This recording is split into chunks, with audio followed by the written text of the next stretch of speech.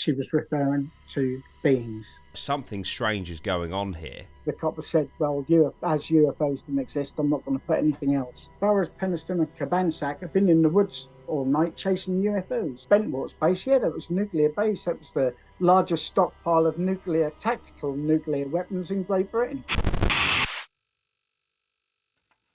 Hello everyone, how's it going? So we have a special podcast interview today. I'm joined by Bailey, Meyer and Scott and Ronnie. Of course, Ronnie joined us on the Rendlesham Forest video, which you guys absolutely loved. I don't know if you've seen Ronnie, but now across the two platforms, it's been viewed over 100,000 times, which is incredible. People loved it. People loved you. And so I thought we'd have an interview today. We'd have a chat about the ins and outs of Rendlesham Forest, of what happened at Rendlesham Forest. I've had emails from people since Rendlesham Forest video, and I've never really had a response like it, to be honest. It's definitely captured the interest and imagination of so many people, which I think is incredible. But yeah, I just thought I'd hand over to you, Ronnie, and would you like to tell us the story of Rendlesham Forest? Okay, so I'll just fire away, shall I? Yeah, absolutely, go for it. Yep. And then we might interject from time to time with questions, yeah. okay? Cool. Yeah. So the main events of Rendlesham was over the Christmas period, 1980. The first event started on the late evening of Christmas Day, the 25th.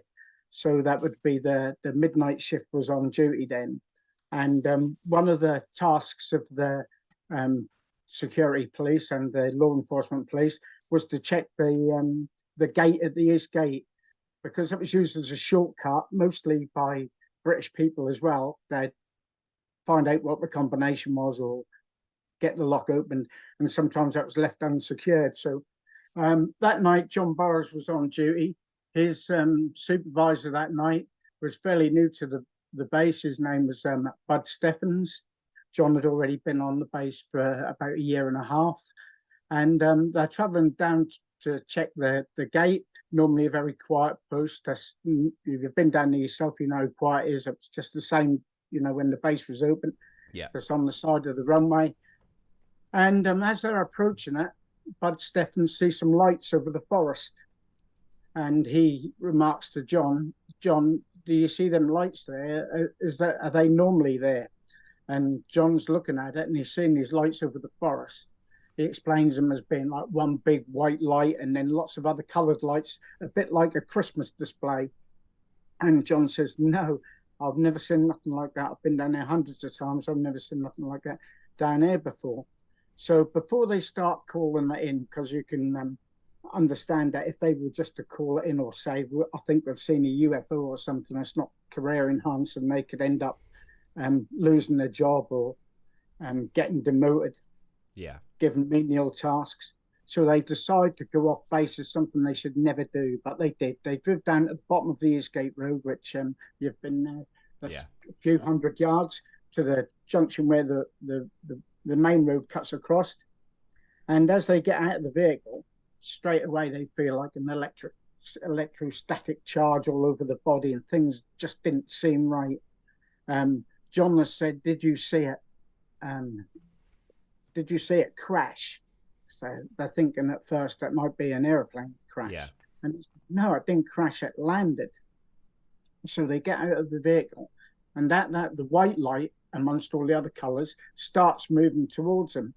And they know now it's not an airplane crash. Yeah. This is something else. Yeah. So they jumped in the vehicle, and the boat turned, zoomed off back to the main gate. And at the main gate, there was a little guard hut with a main line in it. Well, I've always told if they see anything strange, not to use the radio, because people listened into the radio all the while, to find out about aeroplanes coming in and stuff. So he gets on the phone, and John calls into the law enforcement desk and says there's something going on just outside the base. There's all weird lights in the forest. Well, John was known as being a bit of a practical joker, particularly to the airman who's taking the call. And he's saying, yeah, pull the other one.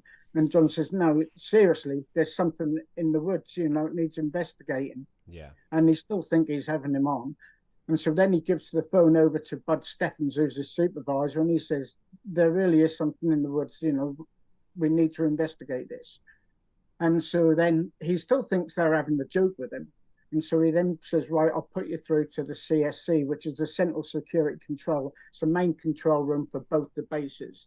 So at Bentwaters, you've got the Woodbridge base, which is the one where the Eastgate is. And then you've got Bentwaters a few miles away. Rendlesham Forest separates the two. And so that's got serious now. If that goes to the CSC and if John's pulling his leg, he's going to be in serious trouble. So the chap's expecting him to say, whoa, it's just a joke, and he don't. Yeah. So then they realize there's something really going on there. So Central Security Control then get in touch with the person who was in charge that night, and his name was Sergeant Jim Penniston. And he was in the chow hall at the time. And they say, Jim, you need to get down to the Eastgate straight away. And he says, well, what's the nature of the, what have I got? What's the problem? And they said, we'd rather not say it this time. You need to get yourself down there and they'll brief you when you get down there. So he goes down there with blue lights flashing. His driver that night was Ed Kabansak. This was Ed's first night on duty. This is all but his first. What a day to start. So they turn up at the gate and Jim says, well, what's the nature of the problem? And they says, well, look, the lights in the forest there. And Jim says the same. Did you see it crash? And John says, no, it didn't crash. It landed. I didn't see it land, but Bud Steffens said it landed. Yeah. And so we're still thinking that's an airplane crash. And so he gets the team together to go and investigate. So Bud Steffens, he was the supervisor. That was his, fairly new to the base. He says, I'm not going. He says, I've heard about these lights in the forest. He says, you do what you like, but I'm not leaving base. And so John went with him and poor old Ed Kabansak, his first night on duty. Now, Ed's thinking that's a prank because he's new to the base and the American thing. He thinks that's some sort of fraternity. He thinks they're going to get me in the forest, they're going to roll me in mud, or they're going to tie me to a tree or something like that. As they go down to the, they go down the Eastgate Road, turn right onto that main road until they reach a logging road, and heading towards where these lights are now. They're not where they were before. They've moved. Right. They go as far as they can in their vehicle, and then the terrain was the roads were quite unmade in them days, and they got as far as they could, and then they got out and made the way towards the lights. Mm-hmm. So they're in a line heading towards it. That seemed like these lights were playing with them at some time. 1 minute that seemed to be nearly close to them, the next minute that seemed behind them. Someone overheard him on the radio saying, we're within 100 meters of these lights, and then he'd say, do you copy? The lights are now behind us. So there was something going on. They knew it weren't a crash because these lights are playing games with them. Yeah. So anyway, they get towards where the forest is really lit up, and there's a berm, where they pulled the trees out, leave the roots, and there's quite a hill there. Yeah. And as they pair over the hill, that's where they see this big, massive white light. Now, this is where the story changes for all three, because all three remember different things. So John and Ed remember seeing the white light, mm-hmm. hitting the ground, and then blacking out, can't remember anymore. Until the light lifted up above the tree line and disappeared. They can remember that part, so they can remember the beginning and the end. They can't remember the middle bit. But Jim Penniston has a completely different story, and that's probably the story most of your listeners have been familiar with. Yeah. Where he says there was this light there, and he went towards it. Oh, all three of them said when they approached this craft, time seemed to slow down. That was like they were in a bubble. Everything was slow motion and slow. They all said that same thing. So Jim's gone down, and what he sees there is a triangular craft. He described it as about the size of a tank. Right. About 9 foot round the sides and about 7 foot high. He went up to it. He walked around it. He took photographs. He used a whole film of photographing this thing. He gets his notebook out and he finds some glyphs on the side of it. He's hoping to see something like USSR or NASA or something like that. But these are really weird glyphs, and they seem familiar to him, but he doesn't know where they seem. Like sometimes you see something that seems familiar, but they seem familiar, but he couldn't make head or tail. So he etches them down in his book. He runs his hand along the craft, and that feels like glass, like black onyx. He's described it until he got to these glyphs, and then it was like putting his hand over sandpaper. Interesting. He looks for crew compartments. No crew compartments. There's no signs of any intakes or anything like that. That's just like this weird thing. When he touched the glyphs in 2010, I think it was, years later, that was the 30th, it would have been 2010, the conference we had at Woodbridge. He then says that he got a binary download from it, all these ones and zeros, and he couldn't get them out of his head. So anyway, he says that John and Ed Cabansack were there somewhere, but neither of them witnessed that. It was just him witnessed that. Right. Then John says that he saw this light take off. They went above the tree line, and then just zoomed off out over the farmer's field, which some people call Cabot Green, and out towards the coast. So they both go, all three of them go looking for it. Now, Jim Penniston has said that Ed Cabansack was left back at the vehicle as a comms link because they found that none of the communications were working the closer they got to this thing. And so, but Ed says he can't remember ever being separated from any of them. And there's all sorts of reasons why that could be. But anyway, they go over the farmer's field. Jim goes one way, they go the other way. And Jim and Ed ends up on this mound called Barrow Hill, or Barrow Mound, which overlooks the estuary. And from there, they could see the Shipwash Lighthouse, and they could also see the infamous lighthouse that some skeptics have said is what they were following all the while. While they were coming back from there, they did see one of these blue orbs shoot past them again. So that's about as far as the first night goes. That's about it. Yeah. So they went back to the base, and they had to. John let Jim do all the talking because he's the junior rank and out of the two. So the sergeant does all the talking, and he calls it in, and then that was their shift over and done. So then on the, shall we go on to the second night already? Yeah, absolutely. Yeah. Any questions from that one first? I do remember you mentioned in the investigation with regards to the lighthouse, because also someone commented this about it's a lighthouse, blah blah blah. But obviously, as you correctly pointed out, lighthouses tend to have a shield to stop the light from casting onto land, because obviously it's quite. If you're in a house opposite a lighthouse, you don't want the big beam and light going into your windows every night. So that strengthens the idea of the lighthouse pointing out to sea had a green light and a red light, starboard and port, like the ships have. Yeah.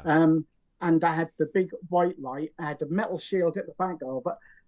Remember, this is 6.3 miles away from Rendlesham Forest. That's a pinprick on the horizon. That is far, There's no way the trained airman is going to mistake that. That especially when they come over the berm and they see it. Also, when they're going down the Eastgate Road, that came towards them. Well, lighthouses' beams don't come towards them. But like I say, I wish you could have seen it when it was active. That's been deactivated, and I think it has even been demolished. But there was just, if you imagine, you could just see a little pinprick of light every 5 seconds or so. Yeah. A little pinprick. No beam sweeping round like you'd imagine, because that's going out to sea. There's a metal shield. Yeah. But you could see there was a lighthouse there. You could just see a little flash miles on the horizon, just a pinprick. Yeah. So there's no way was at the lighthouse. Yeah. Well, so when So how's obviously they were taking this seriously because the people that have gone out there, but were they armed? Did they see it as a threat? Right. Now, the Yanks leased that off the MOD, the air bases, Yeah, and they signed a thing called the Status Forces Agreement. And that said that they were allowed to transport arms from one base to the other yeah, under strict conditions, but they weren't allowed to take their arms off base. But I do know M did take their arms off base. They did take their arms off base during that incident as well. Now, John had to hand his weapon in at the gate. I think it was Master Sergeant Chandler who came down. He was the superior and took the arms off him. But Ed Kabansak says that John did have his sidearm, and he may well have done, because I know other officers who were out there on the third night who also still had their sidearm. Like he said before, they didn't know what they were getting into. yeah. To ask him to go off base with no arms is a bit crazy. So they were concerned, evidently, that it could be a potential lethal threat, because otherwise they wouldn't arm themselves. Right. When Jim first done the investigation, as soon as he found out that that wasn't a downed aircraft, he then rang into the CSC and changed the operation from a downed the protocol for a downed aircraft and a possible hostile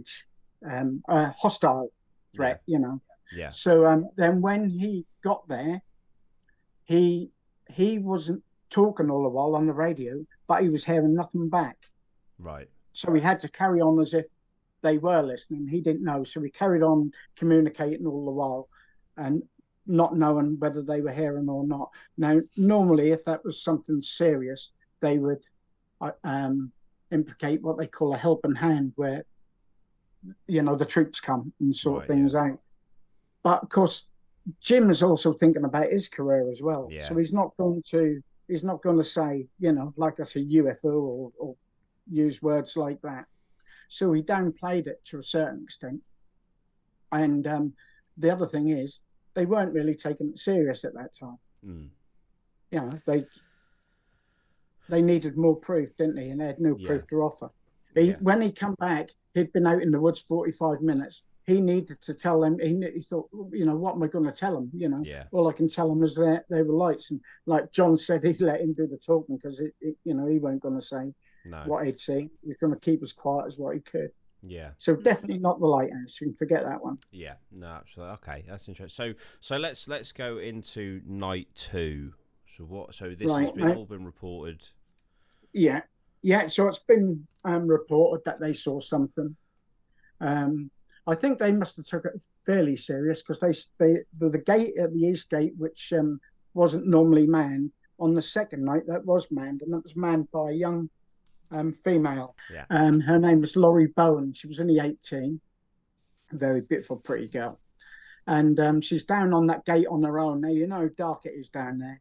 There's no lights down. No. There's no lights down there at all until they put the blue runway lights on. That's bit creepy. It is. So she's in the guard shack or sitting on the vehicle, and all of a sudden she sees a massive orb of light, and she describes it as big as the moon, and like hands full of fire, the colors, reds and blues and yellows, and that comes across the runway and slowly descends in the forest on the north of the runway. So this is nowhere where we went. This is on the other way. So she's just scared as hell. And the rule is, if anything crosses the runway, you have to call it in. Yeah. So she's scared, and she calls in, to her boss and says, "I'm scared. I've seen this thing come down in the forest, and that's I don't know what it is, but I'm scared." Yeah. And so they sent down another airman called John Tremontosi. So he comes down and he's like trying to pacify her and say, everything's all right. That's going to be investigated. Well, they hear the chatter on the radio that there's other people coming to investigate whatever it is. And on the way there was a lieutenant. Her name was Bonnie Templin. She hadn't been on the base long. And Master Sergeant Bob Ball, who's been involved nearly every night in the Rendlesham incident, but you don't hear much about him at all. So as they're driving down between the bases, they're about half a mile away from the Woodbridge base, and an orb of light flies into the vehicle. She panics, turns the vehicle over into the woods, and is in a state of panic. Now, not much is known about it because Bonnie has never come forward. We do know that she had like a nervous breakdown. Some say that she dropped her weapon and ran. And Laurie Bowen and John Tremontilge are hearing all this over the radio. They're hearing their boss saying, Bob, where are you, Bob? I can't see you, Bob. And she's absolutely terrified and screaming. So nothing more is really known about that, except the next day she was air evac'd out and she was never seen again.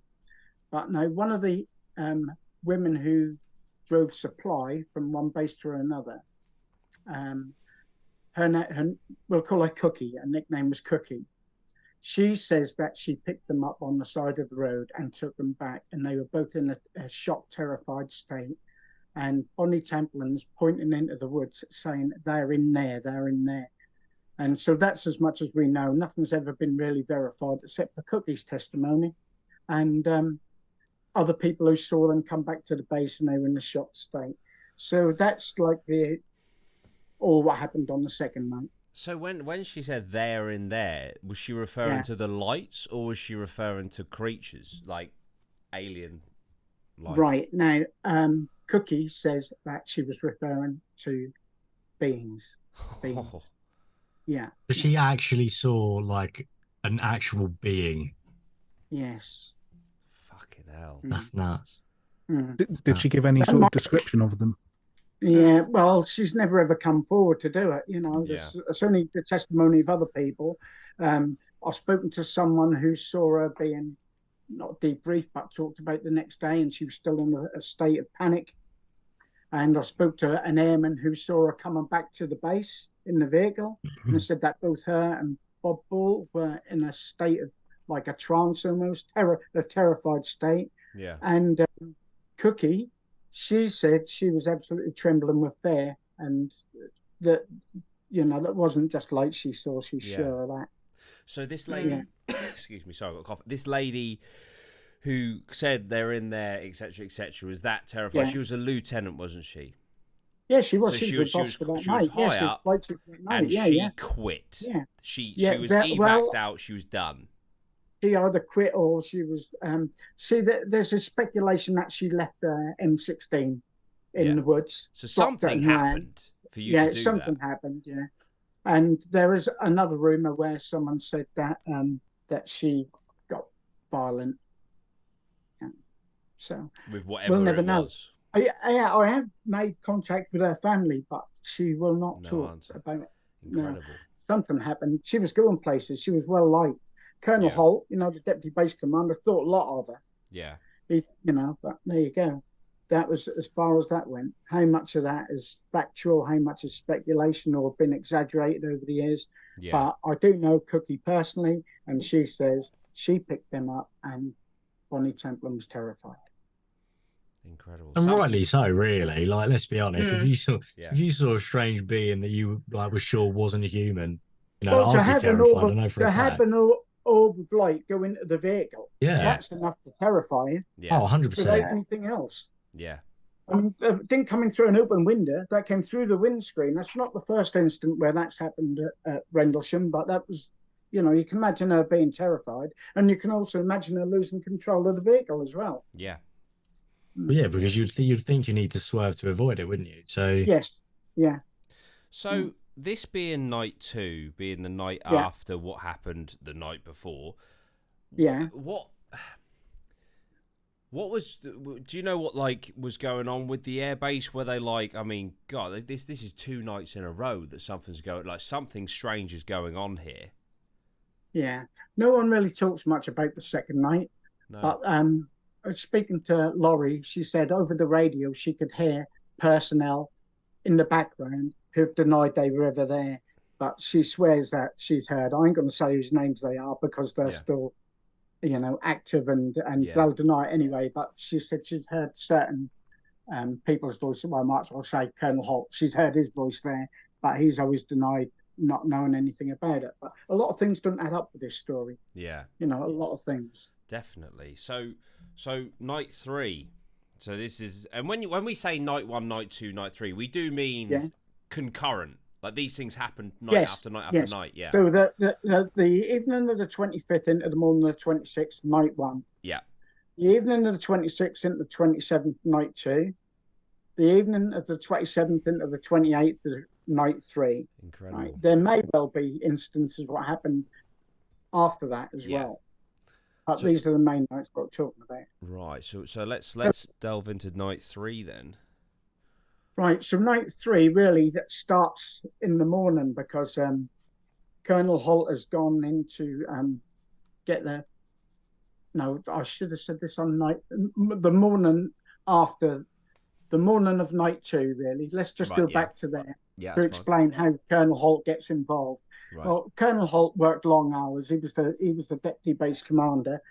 His job really was to run the base. The commander kissed babies, cut ribbons, things like that. Right. So he was involved with everything on the base. So part of his job was to, in the morning, go to the law enforcement desk and pick up what they call the police blotters.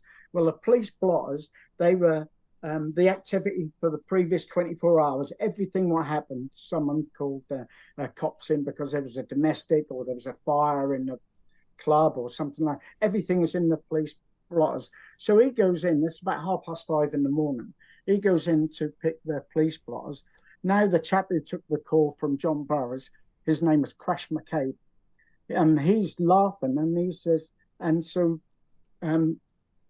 Charles Holt says, "What's so funny? What's the joke?" And he says, "Well, Burroughs, Penniston, and Cabansack have been in the woods all night chasing UFOs."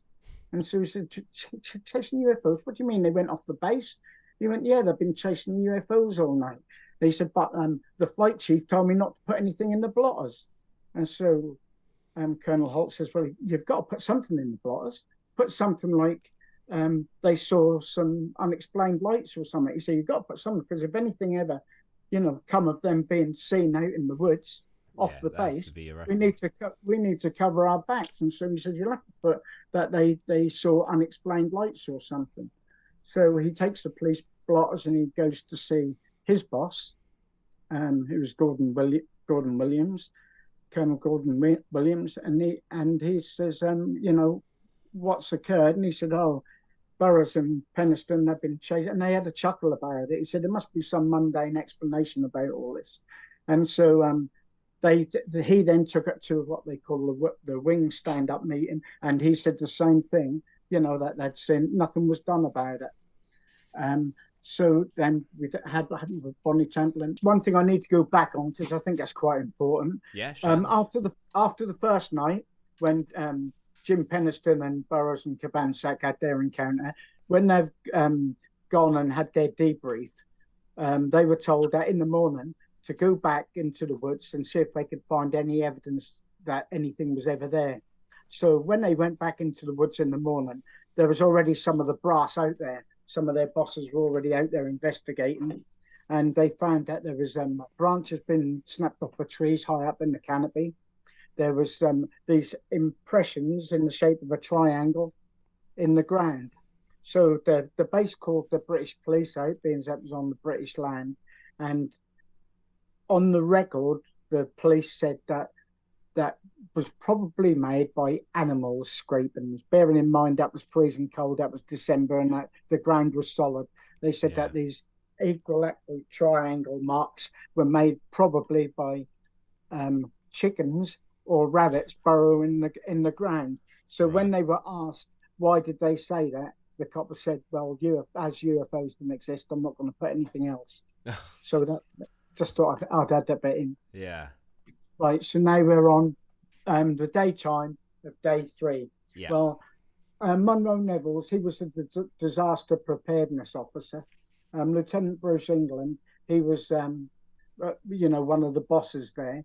Well, the base commander, Ted Conrad, had a meeting with Lieutenant Bruce England, and he said he wanted him to go and collect Munro Neville's and take him into the forest to where the sighting was seen on the first night and do their own investigation, because he wanted to sort of put this to bed and find out if there was any mundane reason or if there was any radiation or anything like that. So anyway, Munro gets knocked on his door, and there's Lieutenant Bruce England, and he comes to the door and he says, is there anyone else here in the house with you? And so Munro Neville said, well, there's my 3-year-old daughter. And he said, well, will she understand what I'm saying? He said, well, I don't know unless you tell me what you're going to say. And so he says, well, we've got to go do this investigation in the forest on the instructions of the base commander. He wants us just to see if that warrants further investigation. And he says, because a couple of nights ago, John Burroughs was reported to have been abducted into a UFO. Weird thing for a boss to say. Yeah. And so he says, well, what do you want from me? He said, well, we need to know if it needs investigating further. So get your Geiger counter or whatever you need, and we'll go out there and do investigation. Munro Neville says he was a person trusted by the base commander to do things properly. So anyway, they go out into the forest, and because Bruce England had been out there on the next morning and found his tripod marks with the others, he takes them straight to the spot. Nothing unusual about it. As they're about to go, they see lights in the forest. And so he points them out to Munro Neville's, and these lights are getting closer and further away and moving about. And Munro Neville says, well, it poaches us moving too fast, and things like that. They go back to the vehicle. He says he thought Bruce England was a little bit scared of what he'd seen, but it seemed strange for a Marine to be scared. Yeah. He noticed that when they were in the vehicle, he's got like these night vision goggles, and he could see the heat from this light source. As he opened the door, the light seemed to be reacting to what he was doing. He opened the door, the light got brighter. If he closed it, they went dim. And that really seemed as if that was reacting to his movements. And he said the same thing. The electric charge almost pushed his berry off his head. That was, they could feel the hairs on their arms standing up. So that's now the evening time. And back at the Woodbridge base, the men are having a Christmas party. That was a party for the combat support group, where they have a cover dish dinner where they get presented and told they've done a good job and things like that, and the officers' wives and everything was there. So Bruce England and Munro Neville's go back to there, and they get the maitre d', and they say, can you get the colonel for us? And colonel come out, and he says, it's back. He says, what's back? He says, the UFO is back. Oh, Christ, no. They still hadn't finished their dinner, and he still had presentations to make and stuff like that. So he gets Colonel Holt, tells him he's going to have to get a team and go out there and put this thing to bed once and for all, because at this time, all the airmen are looking up to the skies and not concentrating on what they should be doing, protecting the assets of the base. Yeah. And they're all looking for UFOs in the sky. So Colonel Holt's a skeptic. He don't think there's anything to it. There must be some mundane explanation to it. So he rings up Sue Jones. She's the disaster preparedness boss. Say, who have you got on duty tonight? And he says Munro Neville's, which is a bit weird because Munro Neville's was already there. So there's a discrepancy in the story there anyway, which makes you think maybe they were talking about different nights. But anyway, cut long story short, he gets Munro Neville's. Poor old Bob Ball is dragged back in it again. Oh, no. So he's in there. Adrian Bustin's a sergeant. He's got him involved as well, and Lieutenant Bruce England. And so out they go. They go home. He's in the suit, so he gets changed into his fatigues, gets his little miniature micro cassette. I suppose most people have heard the Holt tape online. That's there for everyone to listen to. About 18 minutes of the actual events as he's going through the forest. So he takes that, some batteries, and away they go to the forest. So when they get to the forest, there's what they call the staging post. There's light halls out there. So a light hall is like these generated light units. Is that like a floodlight thing? Floodlight, yeah. Okay. What they have in the army, they hook them up to the back of the Jeep and drag them out there. Well, the weird thing was that night, not only were the light alls not working, which is such a steady piece of kit, they don't normally go wrong. There's nothing to them, just like a lawnmower engine with fluorescent tubes on the top. Yeah. And not only were they malfunctioning, the Jeeps were malfunctioning as well. And there'd been a bit of an argument over whether they had the petrol in them or not. But anyway, they weren't working. When he got there, they weren't working. But there was people all over the place. And Holt's going, oh, my Christ, this is a public relations disaster. All these people. So he ordered people to stay back at the staging post who weren't in his little team. And out they go to Lieutenant England, take them to where the first night's landing site was, where these tripod marks were. And so they get out there and they're taking Geiger counter readings, and they seem to be getting some sort of readings a bit higher than what background radiation was, particularly on the inside of the trees and in the center of the tripod marks. So something caused the radiation there. Yeah. While they're doing this and taking measurements and taking a few samples of sat and the like and soil, Lieutenant England sees a light in the woods moving, similar to what they'd seen earlier in the day. Yeah. And he says, look, over there, that's they're back. And this light is moving backwards and forwards and backwards and forwards. And they described it as like an eye winking at you. So like if you imagine an eye with a black pupil, and the pupil is pulsating and winking.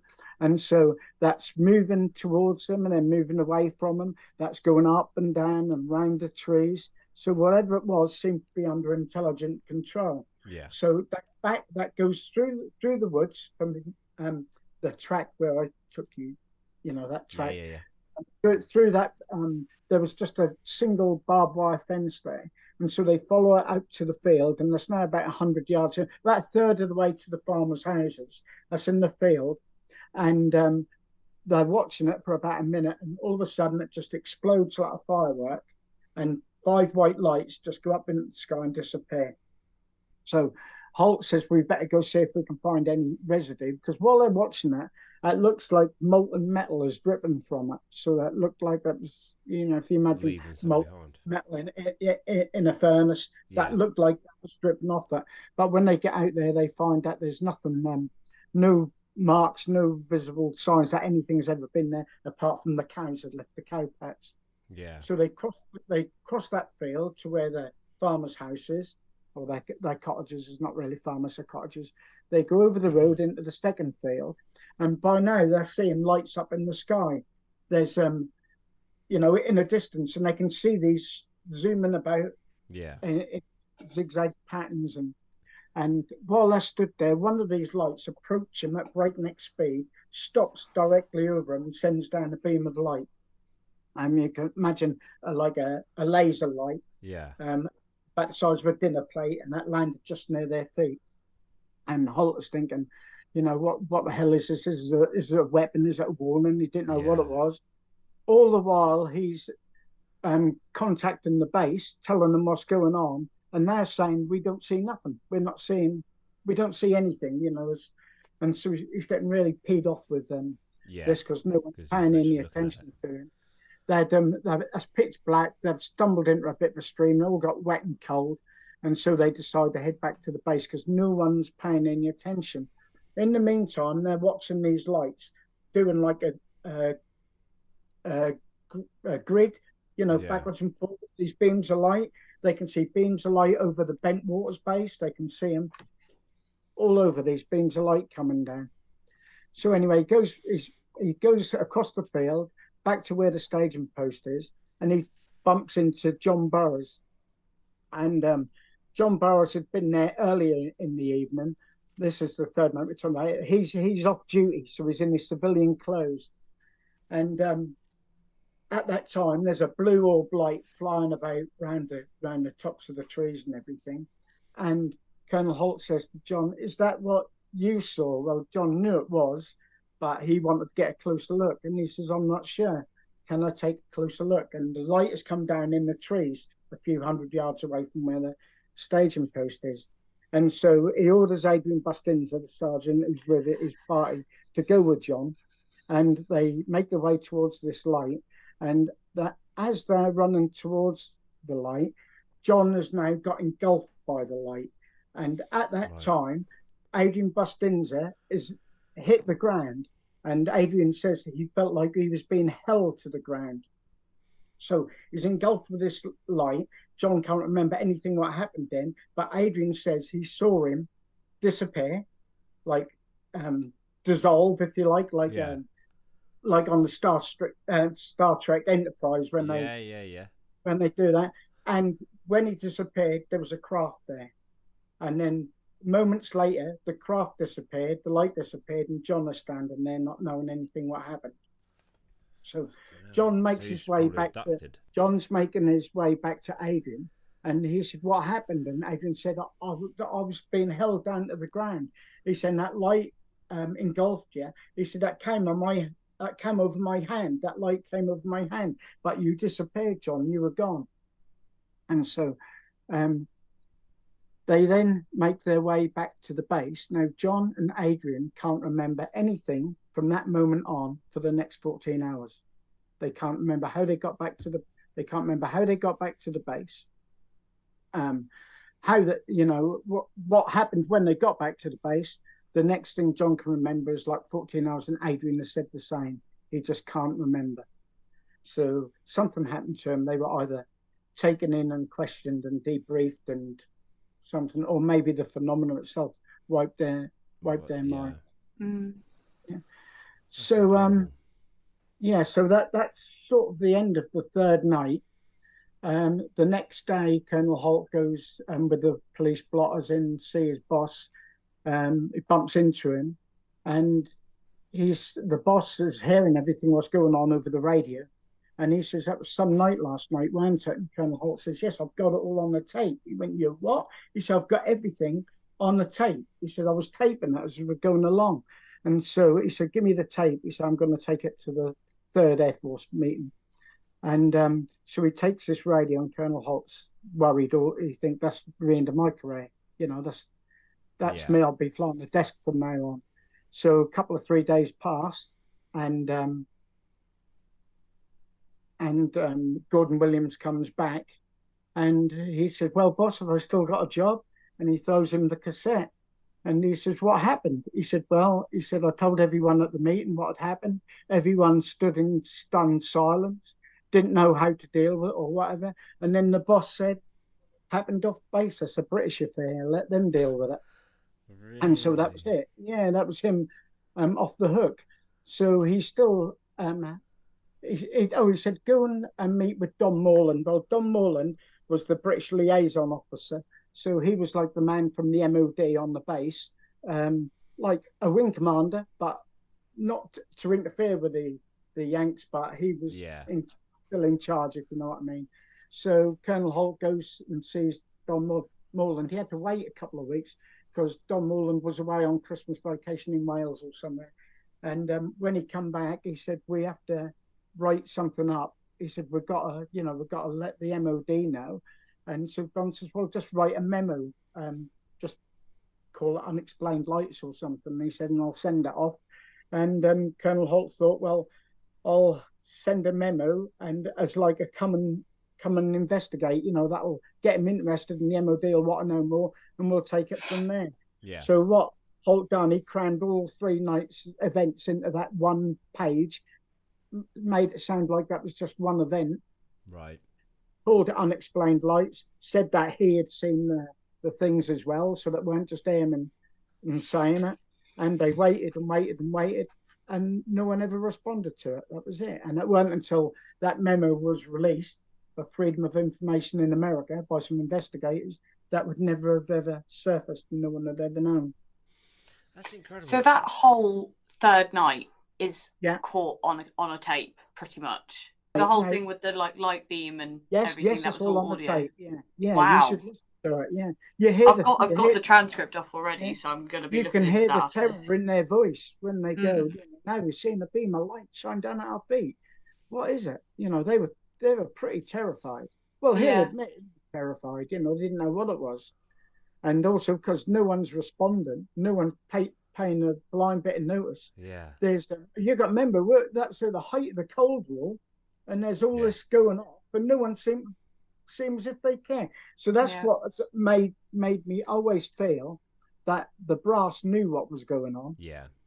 They were either expecting it, knew about it, or that was something else. Yeah. That they knew about. Yeah. Do you think there's any connection between the UFO phenomena and the airbase itself? Because you get a lot of reports of UFO sightings around air bases. Was there that specific airbase, was that housing nuclear warheads or anything like that? Because you sometimes hear UFOs and nuclear warheads at air bases. Yeah. Well, the Woodbridge base, no. But the and Colonel Holt could neither confirm or deny it because he's sworn to oath. But the Bentwart's base, that was a nuclear base. That was the largest stockpile of tactical nuclear weapons in Great Britain, probably in Europe. While all the women were at Greenham Common, they weren't there. They were at Bentwart's. See, because that you often hear with UFO phenomena. It's specifically where, after we split the atom, the sightings of UFOs exploded. Excuse the pun. And the fact that there was nuclear warheads in this area ties into how many UFO sightings have happened. It's almost like if these aliens exist, which I do believe they do, they have some form of fascination with the fact that we have split the atom. Or perhaps it's a precaution, that these can now actually destroy. I think that they've got an interest in us not blowing ourselves up. Mm-hmm. The Earth is there for a reason. When you think of all the stars and the galaxies, the Earth is there for a reason.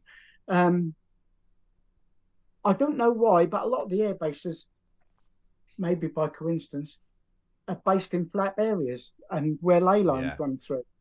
Are they purposely put there? Yeah. They could have put Woodbridge and Bentwaters anywhere. They didn't have to put it where that was. Yeah. That makes you wonder why that is. Also, we had a lot going off on Orford Ness as well. We were experimenting with radar was based off a death ray. That was an experiment for a death ray, and that was conceived in Orford Ness. So then, by accident, they found out they could recognise aeroplanes coming in from over the coast. They had the over the horizon radar at Orford Ness as well, although that had been decommissioned before the 1980 incident, but the workers didn't go away. They were still there, so they were working on something. Yeah. Even though they decommissioned the Cobra Mist, they called it. They decommissioned that. The workers were still there, so they were working on something. Yeah. Maybe the radar we developed, which a lot of people know a lot more about it than me, but they found that one of the radars, they could change the trajectory of satellites. It's quite a handy thing to have, isn't it? Yeah, absolutely. Like if you've got spy satellites coming over and you can alter the coordinates or move it with this radar, maybe that opens a flap area. And these areas are high strangeness all over the world, like Skinwalker Ranch. Mm-hmm. There's a reason. Something's causing that. Yeah. Is it a portal? Is things happening coming through from another dimension? Mm-hmm. I've never seen any, but I know people who I don't think would tell a fib have seen cryptoids in Rendlesham Forest. Yeah, absolutely. I mean, the other thing which could potentially be the case where you say, I think they have an interest in us not blowing ourselves up, is that it could be us from the future that have discovered fifth dimensional travel or time travel, etc., and they're just keeping tabs, or maybe, well, to be fair, if they travel in time, then then they would know when we blow ourselves up. So maybe they've come back at certain times and stop those events. You just don't know. Yeah. Well, Jim Penniston always said, when he don't believe in UFOs and he don't believe in aliens, and he said that his feelings was that was us from the future, and they came back for a reason, maybe to change what was going to happen, maybe. Yeah. Weird. I mean, there are serious people studying time travel. Yeah. So maybe it's already possible. Yeah. Well, that's the thing. That's it's almost like a bit of a paradox with time travel, because if we cracked time travel, then time travel would have always been possible because you can go back in time with the device. Yeah, but maybe we are in one big loop. Yeah, maybe. Yeah, no, it is absolutely fascinating. It really is. And I ever since that night when we went around Rendlesham, my mind has just been on Rendlesham. It is a very addictive place without a doubt, and just all the things that have happened there and stuff, all of the history, all of the mystery. Is just something else. So I've got a few questions. I've asked the audience for a few questions. Yeah. Obviously, Bailey, Scott, Mara, if you have any other questions. Also, Mara, I'm so glad that you brought up the Holt tapes, because I haven't listened to them yet, and I'm definitely going to give them a listen. You know what you should do next time you're there? Already. Yeah, next time you're there, play the Holt tape when you're in the forest. Oh, that would be great. We could do that. Yeah, we could do that. Great. I don't know if I can handle that one. Of course you can. That would be awesome. That would be awesome. That's a great shout. Do you think there's ever a chance? Because I understand, them keeping it from us and stuff. I don't agree with it, but I understand some of the logic behind it. But is there not? If aliens just one day decided, we're just gonna reveal ourselves, and there's nothing that the governments and stuff can do, is there?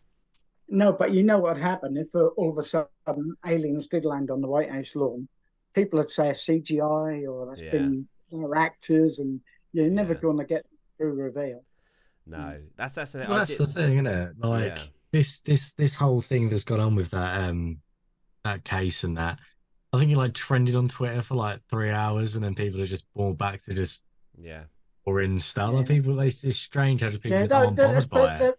They've been saying every year there's going to be disclosure. That'll never happen. They've been saying it for as long as I can remember. Disclosure. There'll be no disclosure. No, I mean, look at the Through the Stars. That all fizzled out, didn't it? They were going to work on disclosure. Yeah, loads of money into it. Nothing ever come of it. What do you think will happen to these people that have come forward that sat with Congress the other last week and said, we have found crashed UFO sites, and we've retrieved, I think they called it non-human biologics. Yeah, because that was quite something to say on such a platform, wasn't it? Yeah. Well, yeah. I mean, they can say what they want unless they can show you some proof. They can say what they want, can't they? Yeah. Yeah. So I think we have the technology to make anyone say whatever we want them to if we're in this, in that game. Yeah. Whether you're the president of the United States or whatever, they can get in your head and. Yeah. That would say with MK Ultra and things like that. That was MK Ultra is the thing that really shifted my thoughts on conspiracies, because MK Ultra for the longest time was a conspiracy theory. It's a conspiracy theory, and then all of a sudden it was released that actually MK Ultra was a thing, and it's oh my goodness, if they attempted to, and maybe they succeeded in trying to brainwash through this MK Ultra, and for the longest time it was seen as a myth, and then for them to just reveal that actually no, it's true. You got to think how many other conspiracies out there that are conspiracies now are only a conspiracy until it's not, until it's the truth, until it's confirmed. Yeah. Well, the airmen at Bentwars, some of them were harshly treated and interrogated, and interrogation using hypnosis and truth serums. Yeah. So now were they used to? I think they were. The reason there's so many different versions of what happened is because they. All apart from maybe John, who can't remember being interrogated, but some people said they see him being led away or going to be interrogated. They give them all different stories. What does that make them? The truth is in there, but you don't know which one it is. Yeah. Yeah, it completely removes the credibility from if they're all saying different things. Yeah. Yes, absolutely. And also, like Bustinza in particular was harshly interrogated, and he remembers his very well, and that's documented. He was told bullets are cheap, dime a dozen. They kept telling him what he saw. You saw the lighthouse. You saw the lighthouse. No, I didn't see the lighthouse. The lighthouse don't do this. Lighthouse don't do that. This is what I saw. You don't get it. You saw the lighthouse. Yeah. And in the end, he went, yeah, okay, I saw the lighthouse. Yeah, all right. Yeah, leave me alone. Finished there for him. Didn't finish there. After that, his family were threatened. He was threatened. You know, that something went on there. Yeah. Something went on there. I don't think that was just like a UFO thing, because all the evidence was taken away to Ramstein straight afterwards, you know, including Holt's tape. He had copies, but the Holt tape, someone said there was movie film, there was photographs, that was all taken away. The blotters disappeared, the police blotters. Now, in the central security control, you have a tape running 24 hours. So everything, even people coming in making a cup of coffee, that's all on that tape. Disappeared. The MOD, all the files what were released, all except for that year for Rendlesham, and they disappeared. There's a file at the White House of or Capitol Hill that big on Rendlesham. So something happened. Colonel Holt was in it, but he weren't allowed to read it. They shoot him. No, you're not reading it. It's just, you know, the fact that everybody that was involved doesn't want to or can't speak about it, and everything that could prove it in physical form, whether that's an audio recording or camera footage, is gone. That, if anything, just proves it more, in my opinion. Yeah, that's the thing it's just about proving it. that it's being buried. Yeah, that's the thing. Like, if there is all of this, you know, evidence about it out there at one point, and there was, and all of a sudden it's just gone missing, then you're basically confirming it anyway. Do you know what I mean? You've done everything but confirm it. Yeah. If you haven't got anything to hide, then why are you hiding stuff? Yeah. Straight after the events, the OSI, which is the Office of Special Investigations, were involved. They weren't from that base. They came in from Lakenheath and Germany. The NSA were involved. Our security services were involved with interrogation. They either stumbled on something they shouldn't have done, some technology that we were working on that would have caused trouble. Because Holt said at one time that if the truth came out about Rendlesham, then governments would topple. You know, so there's something we were either involved with something we shouldn't have been, or maybe we was involved with another country on things we shouldn't have been. But they knew that was going to happen because over that Christmas period, I don't know if you're aware, HMS Norfolk was off the coast, just off Orford Ness. They evacuated Hollesley Bay Prison, Blunderston Prison, and High Point Prison in Suffolk. But they were expecting something. So I think something what was involved with maybe was nuclear, and they didn't know what the result would be when people come into contact with it. You know, something. Yeah. Why do you evacuate prisons? No, they actually they weren't evacuated. They were put on evacuation alert, ready to. But still, why? Why? Yeah. Yes, why? Yeah. And all these people coming in to investigate and help out and things like that. Yeah. Why? Yes. Why are you all there? And straight afterwards, there was scientists in the forest, and they were taking data and samples and things. So whatever it was, unless that was as well as the events what went on, maybe what they were doing opened up another dimension for these other.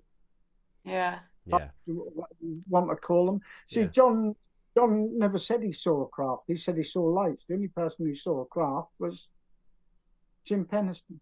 Yeah. That's weird. See, if these stories didn't have weight to them, you know, without the evidence and stuff, there's no way that all of these people came and got involved. So I think that there is 100% evidence and weight to those stories, and that's why everything transpired the way that it did, and it's all just been buried. And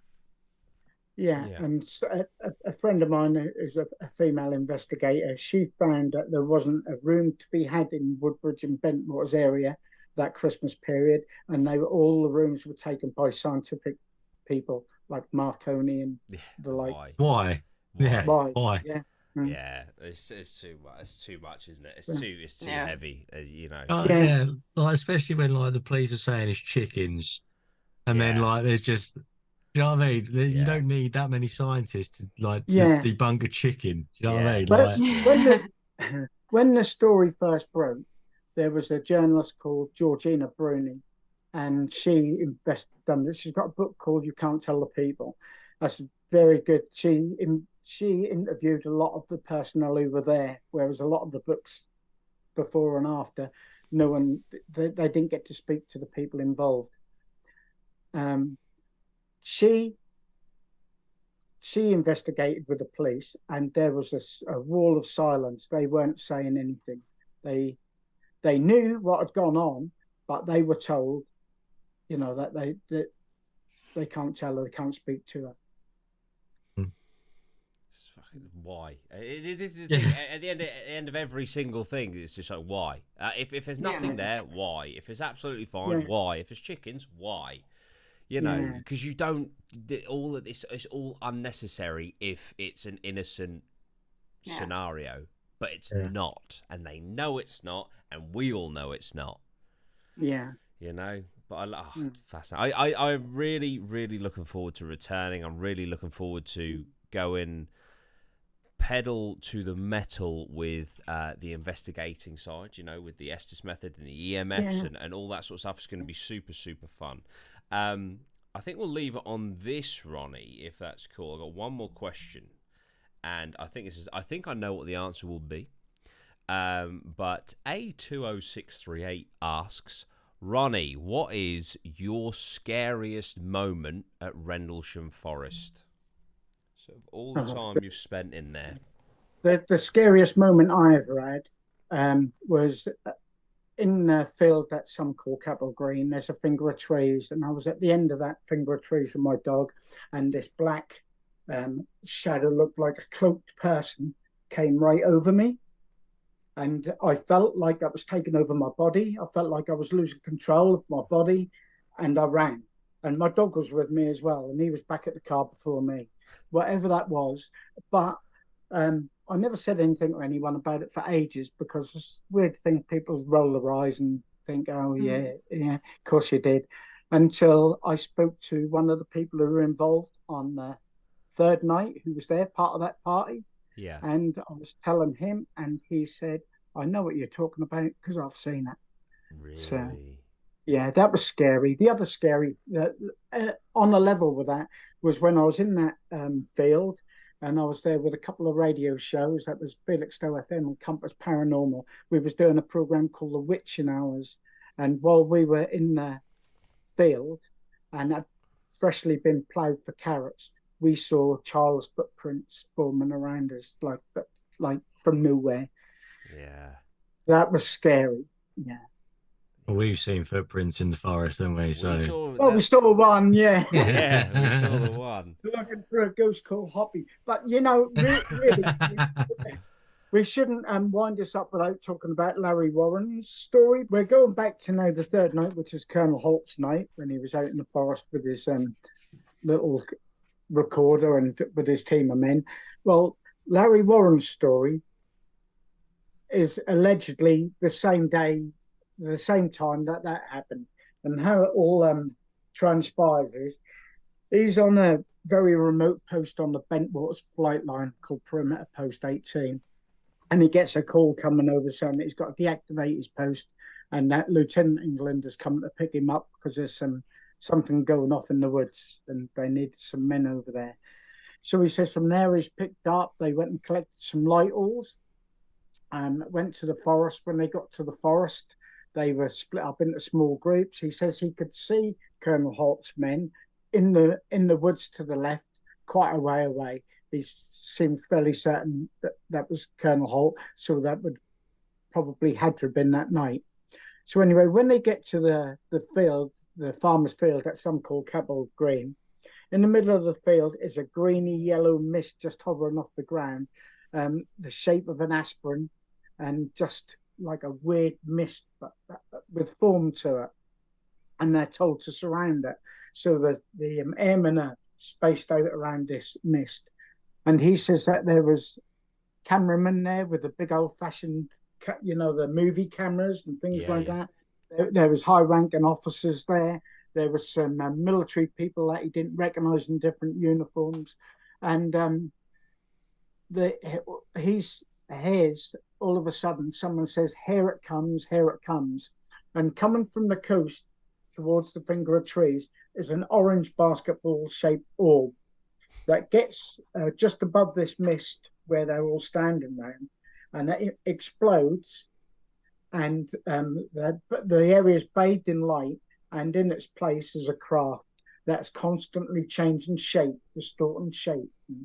And so they're stood around this, and I expect he's wondering what the hell is it, what's going on. Yeah. And he says out of the appendages of this craft, he sees these blue, like golden balls of light with form inside them, like he could see there's a shape inside them.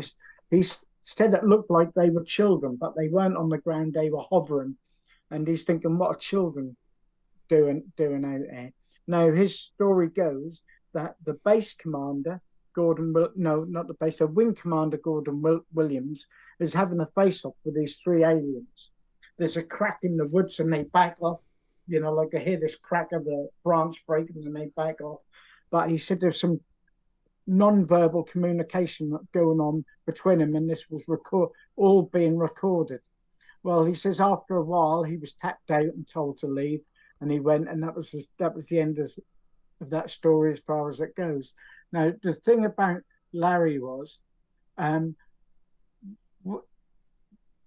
Bustinza wanted to get his story out, and so he told him everything what had happened to him. So maybe some of it is Adrian's story, maybe some of it has been exaggerated on Adrian's story, or maybe that is what he believes he saw. Yeah. But he wrote a book called Left at Eastgate, and if that was the night Colonel Holt was out there, that couldn't have happened, because he says that he was in Germany at the time, and that he didn't arrive back at Bentwaters until the morning of the 28th. So, he's missed the show by a day. Yeah. A couple of people have said that, yes, they've seen Larry out there at some stage. No one else has really corroborated that story, except for Adrian Bustinza, who said he did see the shadows of something from this craft. But then I wondered if he was confusing that with what happened with him with John Burroughs when he said he see him go into the light and then disappear, because he says he saw something then, but that could have been John's shadow, or it could have been another being or something. But that's for people to make their own mind up, if they look into everything. Colonel Holt says he went out there. He definitely went in Colonel Holt's group. John never saw him out there, and yet he reckons he saw John out there. So, what I would say to people is, investigate, do your own investigation, read everything, and make your own mind up, because there's probably more than 3 nights involved, and maybe something what he saw or he picked up off someone else happened on another night, because I'm certain that I know for a fact there was things going on before and after. So like if you hear of aliens Rendlesham, that's probably Larry's story where the aliens were involved. I see. Yeah. So out of everything that you've told, like, what do you think happened? What do you believe? Well, for certain, the brass knew that something was going on. Mm-hmm. That would explain why they weren't responding to Colonel Holt. if that had been, listen, if that was in the middle of the Cold War and you've got beams of light coming down in the weapons, in all around near the weapon storage area, all hell would let loose. Yeah. Nothing was ever implemented. So I think whoever, they knew what it was, what was going on. The Navy was out there. Also, a Russian Tupolev was seen out there. Russian submarine was seen out there. There was Russian frogmen caught in the forest at that, around about that time. So either we were bringing down some technology what belonged to them, which would explain governments would topple, you know, if they found out what happened. Was the whole UFO thing a cover up, or did we open up a portal and bring something else in? But I think whatever, we knew what it was. I mean, a few days after the events, Gordon Williams took his. They had reports of lights in the forest again. There was an airman called Steve LaPlume was on the gate. He rung and said that, you know, that there's a UFOs in the woods again. He brought his children and his wife out there. Well, I'm sure he wouldn't have brought them out if he thought that was an alien threat or a Russian threat. Or there was definitely some light activity, some lights and that. But I think he must have been briefed and knew what was going on. Although he says he didn't have no idea.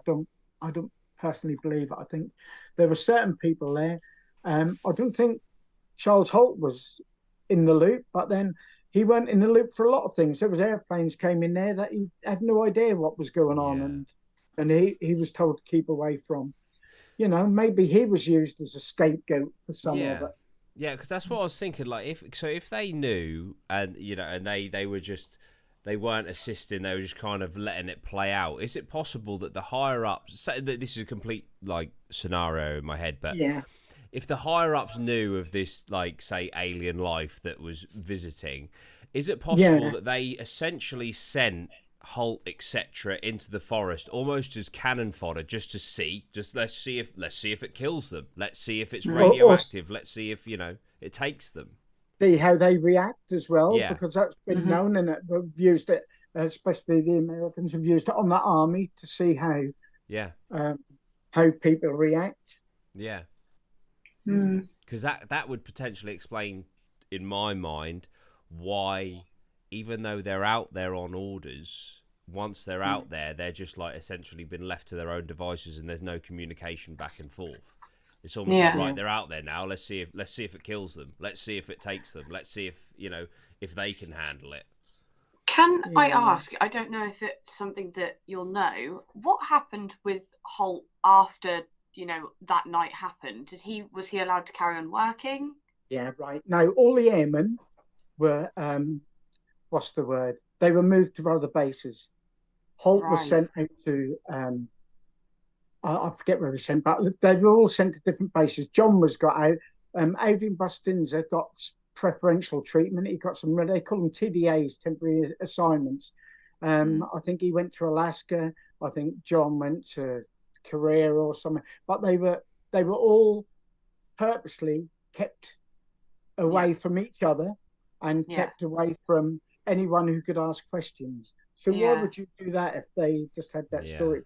I mean, that kind of links back to what you were just saying, Jordan, you know, about like, was this a test? Maybe if they'd have responded differently and Holt hadn't, you know, pushed it, maybe they would have been kept on the base because they'd proved that they could keep these things quiet, kind of thing. See, after the event, there was a bloke they called the cleanup Dr. Kit Green was brought in, and he is involved even to this day where people have had close encounters, and they do tests on DNA and brain waves and things and what have you. But some of the airmen, or one in particular, has said that she was tasked with picking up the airmen after these events and taking them to the man in the white coat, which is Kit Green. So were they given screen memories, or were they? Did they want to find out what they saw? You know, weird. You know, or Yeah. That's a very complex case, this Rendlesham thing. Absolutely is.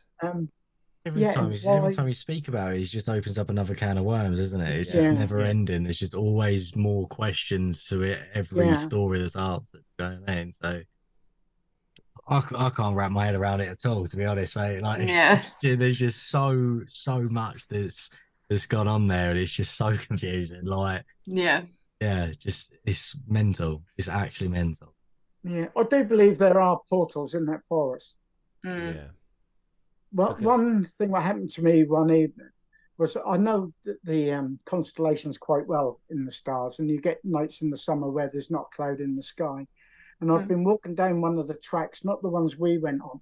These ones lead to some tumuli in the forest, and I was heading towards that, like quite a peaceful place. And I was walking down there, and then there was this sensation like time had stood still almost. Everything was slowed down. It was a weird sensation. And when I turned the corner, the stars were closer and they weren't where they should have been. So, I mean, that just can't happen, can it? So had I had a time slip or was it, what was it? Yeah. I mean, like if you're stood there and you can see the stars and you can see Orion's belt and things like that. And then you turn a corner and that's over there, but closer. Yeah. Yeah. How can you explain that? Yeah. Was it almost like you were kind of looking at it kind of like through like a mirror image or like a reflection of it? Was it sort of... Well, it looked like I was looking at it through a telescope, that was much closer. Wow. Like I wasn't where I should be. I was somewhere on our Earth that was closer to it. Yeah. So bizarre. That place is so bizarre. And I really liked how you described it in the video as like the UK's Skinwalker Ranch, because there are just it's not just the UFO stuff. There's ghost sightings. There's all sorts of paranormal activity that happens in that forest. And from the very little that I experienced, why is there no wildlife? It's dead. That's so eerie. It's so strange. It's such an eerie experience. I've been in many forests, and you can't, you just hear all of the wildlife all the time. There are no animals in that forest, particularly at night. Yeah, which is it's really annoying how you can't bring that forward more in the video to kind of amplify how dead it really was. You don't understand how dead it was until you're actually standing in there. Yeah. And there's nothing. So eerie. It doesn't feel right at all. No, that place doesn't feel right at all. It's got a very strange vibe to it. 100%. I'm very excited to visit myself. Yeah, very excited. I was gutted that I couldn't come last time. You know what you should do? You should all take one track each and walk the whole track on your own with no torch. Can someone come with me, please? That's the purpose. I'll do a solo. I'm happy to do one. Yeah, I'll do a solo. Okay, I'm not coming anymore. Sorry, guys. We'll do solos and we'll leave Maya on her own. That's there you go. Yeah. That's kind of how it works. A forced solo. That's it. No, I'll do a solo in my car. You can hold base. That is scary, but I wouldn't want to be sitting in the car. That's the worst place. Yeah, it's definitely good. That place draws you. I mean, I know so many people. I was working 12-hour shifts and then going straight down there for 3 or 4 hours. Crazy. Yeah. Yeah. But I've known other people who every night down there, apart from Brenda, who's practically lived in the forest. She was one of the main investigators, when the story broke. But other people I've known have had a strange feel as if they're being drawn there. Yeah. Yeah. I feel that way. I did. I was the moment that we finished, I was so keen to go back. Yeah. It's incredible. You've talked about it so much since you've been back as well, and you just that's a weird feeling, because that's almost like you're pushing yourself beyond terror. Yeah. And to go there after something's happened, like happened to me. I mean, that just change your outlook quite a bit. Yeah. But you think, what's going to happen next? You're just waiting for that one thing to happen. And what happened if that happened? I never thought of that. Yeah. That's the worst thing about it. Yeah. You don't realise until you're in the moment, do you? No, absolutely. But there's never ever been much experiments done there. Yeah. And the people I know who have dabbled a bit in experiments. We've got some really good results. But Yeah. Things like infrared cameras, when Keach was down there in 2010 with John Bowers and Jim Penniston, Lyndon Moulton Howe, they picked up all sorts on the infrared camera that you can't see with the eye, including 2 beings in the field. Yeah. We're gonna bring everything. Yeah, we'll make a good plan of what we're gonna do. That EMF at the end, I've never had a response on an EMF like that. It was so responsive, wasn't it? It was. Yeah, that was. Yeah, it responded to questions, didn't it? Yeah, it was, and so aggressively. You know, it wasn't like, it flickers from green to like a little bit greener. It was flickering from green to orange, green to red. It was like, oh my word. Yeah. You know, incredible. So yeah, we're getting fresh batteries for everything. So even if the batteries that we have drain, stuff will drain out. Yeah, we're going to bring spares. We're going to be, I really want to do an Estes method. I want to do everything in there, and we will, and it's going to be awesome. So yeah, we will be filming that next week. But Ronnie, thank you again for your time. I appreciate it. Thank you for telling the story here today. We're going to be investigating Rendlesham really hard next time with all the equipment. It's going to be awesome. I cannot wait, and who knows what we will find. But yeah, thank you so much, Ronnie. Thank you, Scott, Bailey, Meyer, for joining us, and welcome. Thank you to everyone at home. I hope you've enjoyed this. It's the first of an interview series that I want to start, so I hope that you enjoy. Let me know your thoughts down below, and we will see you again very, very soon. Thank you, guys. See you later. Sweet one. Geese. Bye. Bye.